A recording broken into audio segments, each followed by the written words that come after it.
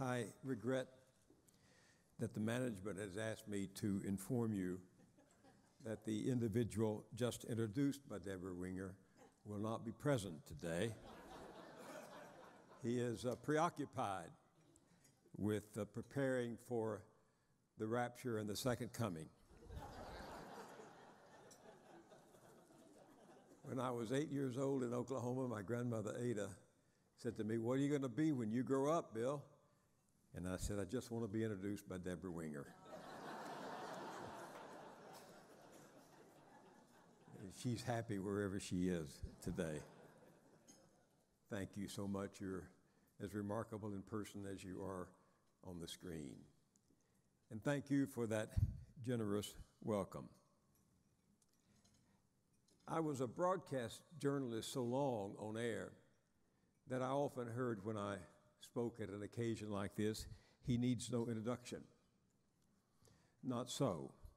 A few years ago, I was sitting here at Union Station in Washington waiting for the train back to New York when a woman about my age came up and with a quizzical look on her face said, "Weren't you Bill Moyers?" True story. "Once upon a time," I answered.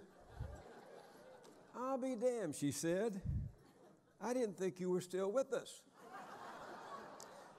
"Well, I am," I said, and figuring her for a news junkie, I said, "Perhaps you've confused me with other broadcast journalists like David Brinkley or Howard K. Smith or Charles Kuralt or Paul Duke, also at PBS. All of them recently passed on," I told her. She clearly wasn't satisfied, and as she turned to walk away, she said over her shoulder, "Well, I always watched you when you were alive."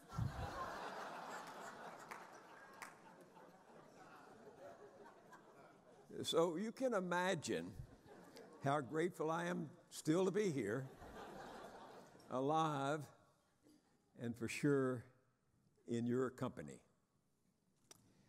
When Jeff called to invite me to speak, I was deep into Lynn Siegel's latest book, Radical Happiness, Moments of Collective Joy. Siegel is the feminist Australian scholar now teaching at the University of London. She makes a passionate call for the rediscovery of the political. Living in a time of increasingly individualism, she says, we've never been more lonely or more miserable. What we need is what she calls transformative joy, the radical happiness that comes through solidarity. It is working with others for broad social change, she writes, that we find a deeper meaning to our existence. The philosopher Hannah Arendt makes this point. No one could be called happy or free without participating in and having a share of public power. And here's the statesman Edmund Burke on the importance of being together in a good cause. Quote, "Whilst people are linked together, they easily and speedily communicate the alarm of any evil design. They are enabled to fathom it with common counsel and to oppose it with united strength. Whereas when they lie dispersed without concert, order, or discipline, communication is uncertain, counsel difficult, and resistance impracticable. When the bad combines," he said, "the good must associate, else they will fall one by one, an unpitied sacrifice in a contemptible struggle." So you did a good thing, Jeff, in bringing us together to share the radical happiness of solidarity and sacrifice and commitment to a common cause that will create broad social change in America. I congratulate you, your team, and supporters for pulling it off. And I personally want to thank each one of you for your meticulous attention to detail, especially finding cabs as it began to rain last night. I confess to falling into melancholy funk, the slough of despair, as John Bunyan calls it in Pilgrim's Progress. Through most rough passages in my own life, I have remained resilient and hopeful, but I find it hard not to despair when my country is in trouble. These days, I keep remembering what a friend of mine on Wall Street said when I asked him what he felt about the market. He said, "I'm optimistic." Then I said, "Why do you look so worried?" And he said, "Because I'm not sure my optimism is justified." Nor am I. I'm still struggling as a journalist for the vocabulary to describe, much less explain, the alien strain that has flooded our body politic. It's homegrown, not foreign. It's human, not extraterrestrial. If Martians landed in Washington today, I suspect they would look about with alarm, scramble back into their spaceship, and head for home. Should Elon Musk follow them, I can imagine him encountering a great wall which the Martians have built and paid for themselves with blazing towers flashing, "Earthlings not welcome." So what you are doing is so important, and I came to thank you for not giving up. It is the fight of our lives because the Republic is fighting for its life. Mary Oliver got it right in one of her great poems, which you made me think of, Deborah. We will be known as a culture that feared death and adored power, she wrote, that tried to banish insecurity for the few and cared little for the penury of the many. We will be known as a culture that taught and rewarded the amassing of things, that spoke little, if at all, about the quality of life for people, other people, for dogs, for rivers.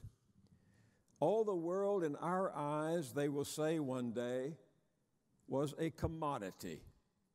And they will say that this structure was held together politically, which it was. And they will also say that our politics was no more than an apparatus to accommodate the feelings of the heart, and the head in those days was small and hard and full of meanness. What you are doing is crucial. If you have time for only one book this political season, I have the one for you. Beautiful Country, Burn Again, coming out in August. The author, Ben Fountain, also wrote a marvelous best-selling novel called Billy Lynn's Long Halftime Walk. I urge you to read that too. This new one is the boldest, the bravest, and the most bracing book I have read about the politics of this era, from the years leading up to the election of 2016 through the spectacle since 2016. If you want to understand how we got to such vast income inequality, to stagnant wages, to offshoring millions of American jobs, to the mass concentration of wealth, and to Donald Trump, read Beautiful Country, Burn Again, written with vivid, compelling, memorable, and vital language like the best novelist can create. He writes, "We could vote, hold marches, post our views on Facebook and Twitter, join movements, sign petitions, support this or that candidate. It hardly mattered. Something had gone wrong with the American democracy. Or rather, what was happening only looked like democracy, but in fact was something different altogether." He takes on the American schizophrenia and lays out the truth about our mangled politics and the great lie that torments our soul. that we still believe in the dogma of democracy at some superficial level, but have given up on it privately. The vast majority of Americans have lost meaningful agency over their lives. We still, he writes, have our political rights to vote, to assemble, to speak freely, and so forth, but real power lies elsewhere. Democracy had become a privileged domain operating in favor of those with significant resources. And while we still call ourselves a democracy, in fact, we are at the mercy of oligarchs and plutocrats, hedge fund managers and private equity owners, corporate boards and CEOs, hired mercenaries of propaganda, public relations, and political strategy, and a handful of mighty conglomerates owned by 15 billionaires, all of whom are dedicated to reporting everything except reality in America, especially the reality of power, how it works, who wins, and who loses. For the moral compact to form a more perfect union for what Abraham Lincoln called the voluntary public good, the general welfare, this alliance of capital and political power has established Ayn Rand's philosophy of ethical egoism, which holds that the morally correct action in any situation is the one that advances your self-interest. The multi-billionaire hedge fund owner Ray Dalio, who could well be Ayn Rand's spiritual godson, is their evangelist. His gospel of warmed-over social Darwinism preaches that laissez-faire capitalism is the natural order. If you want to improve society, says Ray Dalio, turn loose the hyenas. Listen, quote, when a pack of hyenas takes down a young wildebeest, is this good or bad? At face value, this seems terrible. The poor wildebeest suffers and dies. Some people might even say that hyenas are evil. Yet this type of apparently evil behavior exists throughout nature in all species. Like death itself, this behavior is integral to the enormously complex and efficient system that has worked for so long as there's been life. I'm still quoting.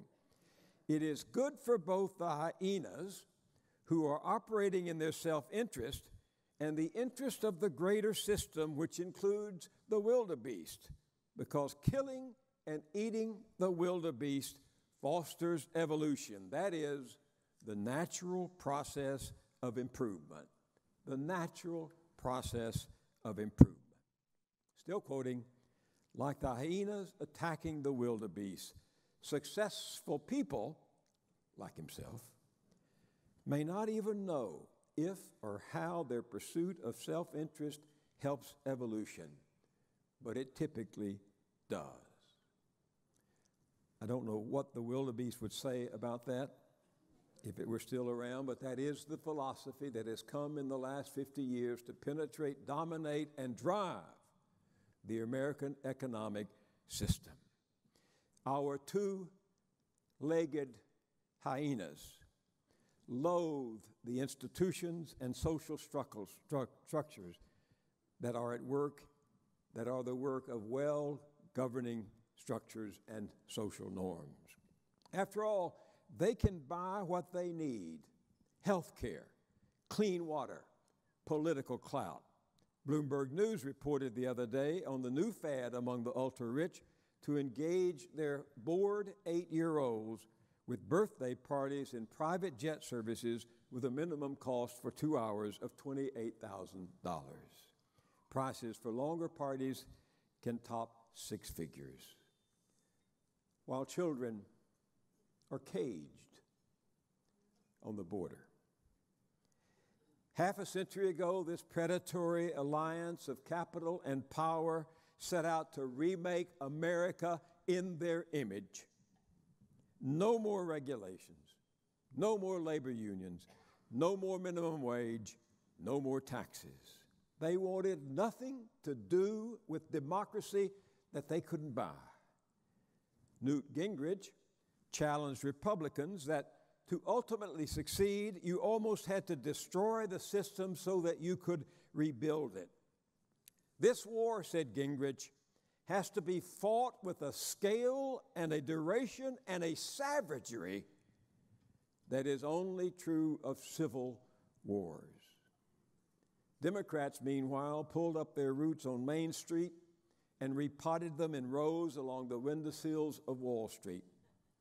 They bought the argument of big money donors that the government's highest purpose is to act as a clearinghouse for global commerce.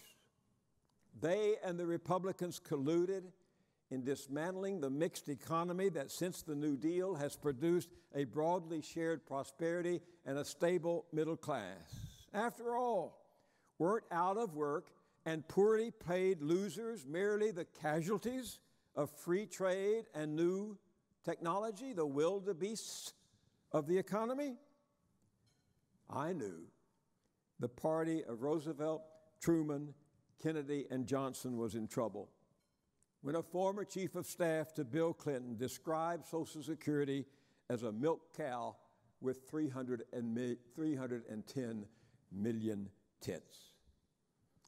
And Clinton himself allowed himself to be conned by piggish Wall Street plutocrats, Hamiltonian Democrats they called themselves, into dismantling the very safeguards against reckless speculation that during the 70 years since the Great Depression had prevented another crash.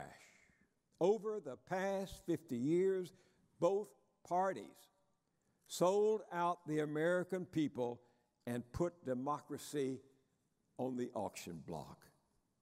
Did you know there is not one U.S. state, metro population, or county which someone working a 40-hour week on a federal minimum wage of $7.25 can afford to rent a modest two-bedroom apartment? Minimum wage workers would need to work a 122-hour week to hold down 3 full-time jobs and make enough to rent that apartment. Did you know that the Centers for Disease Control reports our infant mortality is higher than that of any other 27 wealthy countries? Did you know that healthcare spending levels our healthcare spending levels are significantly higher in any other country in the world? And that a baby born in the United States is less likely to reach its first birthday than in Hungary, Poland, or Yugoslavia, or for Cuba for that matter? Do you know that UNICEF has found that America is near the bottom of 41 countries when it comes to meeting goals on child poverty, hunger, health, and education? This isn't the speech I intended to make. But on Thursday, a new Rasmussen survey was published that finds democracies worldwide are experiencing a crisis of trust.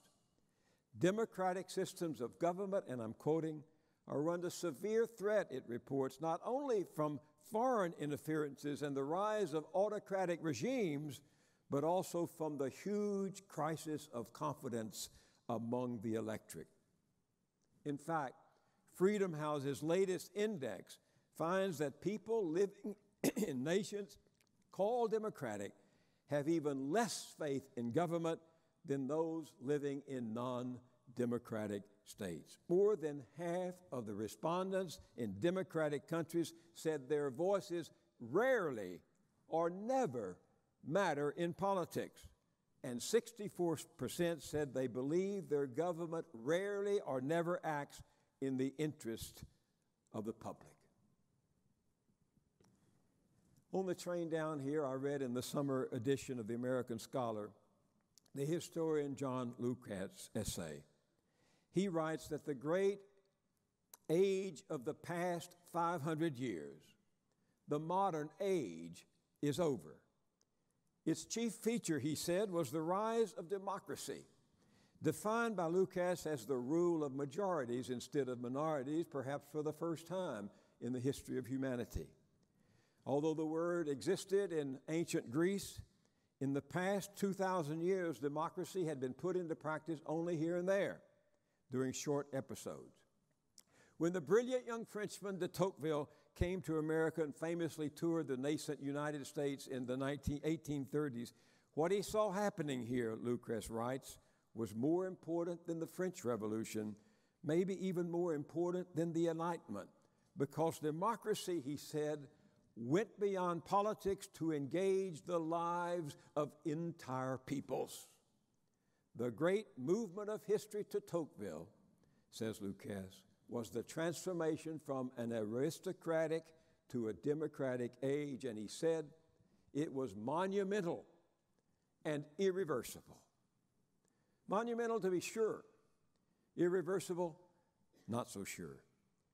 If only Tocqueville had come to America just 7 years earlier, he could have called on John and Abigail Adams and debated the matter with them.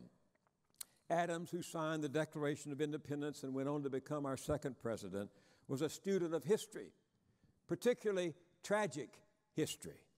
He saw that what can be gained can just as easily be lost. And in a letter to Abigail, he wrote, "Remember, democracy never lasts long. It soon wastes, exhausts, and murders itself. There never was a democracy yet that did not commit suicide." He said on the average, democracy survived 250 years. So subtract 1776 or 1789, depending on your point of view, your vantage point, from 2018 and see where we are on the timetable. Now, why? Why did he think that democracy was as likely as aristocracy and monarchy to go into the dustbin of history? Because, said John Adams, and this is seldom quoted in his commentaries on democracy, because he said democracy is, quote, no less vain, no less proud, no less selfish, no less ambitious, or no less avaricious than they are. These passions, he said, are the same in all men, under all forms of simple government, and when unchecked, produce the same effects of fraud, violence, and cruelty as aristocracy and monarchy. When clear prospects are opened before vanity, pride, avarice, or ambition for their easy gratification, it is hard for the most considerate philosophers and the most conscientious moralists to resist the temptation. Individuals have conquered themselves, said John Adams. Nations and large bodies of men never. Friedrich Nietzsche would later echo Adams, writing, "Insanity in individuals is somewhat rare, but in groups, parties, nations, and epochs, it is the rule," which is why the founders built into our Constitution the checks and balances, including the defense against inordinate wealth, that they knew would appeal even to small d Democrats. Dr. Alan Francis picks up on that observation to publish a new book, which I heartily recommend to you, with the title Twilight of American Sanity. He's professor emeritus and former chair of the Department of Psychiatry and Behavior at Duke University in North Carolina, a serious man. He frames in context the clear and present danger that we face as a country gripped by delusion and blind, quote, to challenges posed by inequality, technological displacement, global warming, resource degradation, and overpopulation. Threats, he said, that could doom the future. So why are we here? What brought us to this moment of radical happiness together? Because this is the cause that affects all other causes. A government that cannot stand up to vested interests cannot take on these deadly threats. It will have no legitimacy with the mass of people. We can't save democracy without representative government. And we can't have representative government if the moneyed interests keep sabotaging our elections. So you are fighting for the third emancipation in American history. The first emancipated slaves from bondage. The second emancipated African Americans from the tyranny of a Jim Crow noose and Jim Crow laws. And now the third great emancipation is to free our democracy from the grip of big money. Yes, as my friend, the historian Julie Pacior says, and she's here today, the odds are great. Yes, powerful forces are against you. Yes, it's a complex issue, even wonky. Yes, it has no charismatic leader like Martin Luther King Jr. Yes, it lacks the drama to attract the media like the March on Selma. And yes, there's almost nothing harder in the democracy movement. And believe me, it takes a democracy movement if we're going to save our representative government. There's almost nothing harder than trying to enact a constitutional amendment. But not all, by the way. Be sure to read The Woman's Hour. It's a new book, a magnificent, rollicking book by Elaine Weiss about the suffragettes who descended on Nashville, Tennessee in July 1920 for the climactic battle of the decades-long struggle to win the vote for women. The review by Fergus Bordewich in today's Wall Street Journal is wonderful, too. Among the suffragettes, and get this for your movement, were Democrats and Republicans, radicals and conservatives, rabble-rousers and club women, the flamboyant and the staid, bound together in the radical happiness of trying to change this country, though not always amicably. They came to lobby the Tennessee legislature to ratify the 19th Amendment. Did they do it? 2 years ago, 73 million women cast votes for the President of the United States. They did it. Against all the odds, against thousands of years of male patriarchy, they did it. And you can do it too. Now hear this before I close. Listen closely. For the first time in our history, and again, Julie is my source, a fine historian.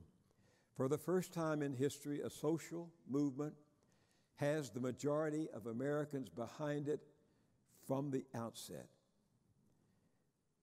Nearly all Americans, including a large majority of Republicans, favor this cause.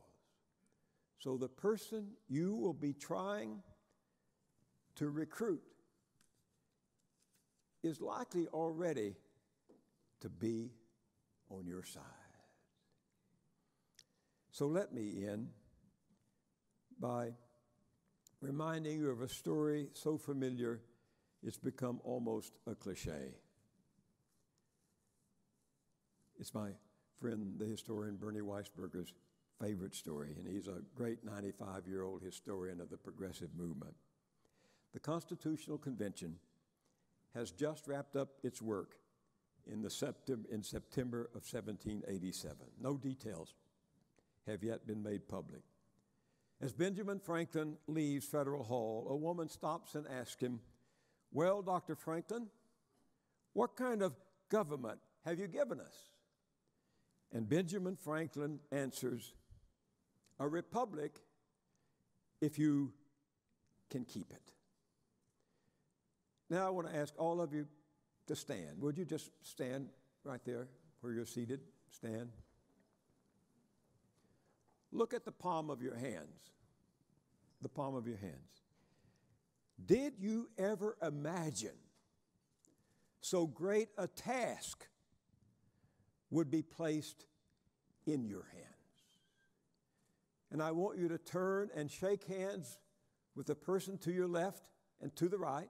Go ahead, to the left and to the right. And I want you to say, we can do it.